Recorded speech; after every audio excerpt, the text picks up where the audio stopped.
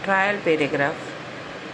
હાલની રિમાન્ડ અરજીના જણાવેલ કારણો મુજબ આરોપીને તપાસ માટે કુલ 2 દિવસના પોલીસ રિમાન્ડ માટેની માંગણી કરેલ છે તથા જણાવેલ છે કે સદર આરોપી BNS 303(2)54 તેમજ પશુ ક્રૂરતા પ્રતિબંધ અધિનિયમની કલમ 11(1) મુજબનો ગુનો રજીસ્ટર્ડ થયેલ છે.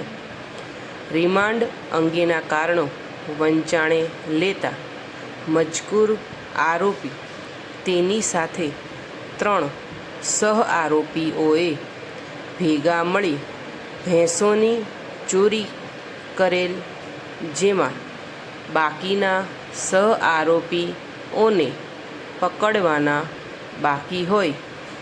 જેઓ પકડાયેલ હોય આરોપી ઓળખના પુરાવા આપેલ હોય.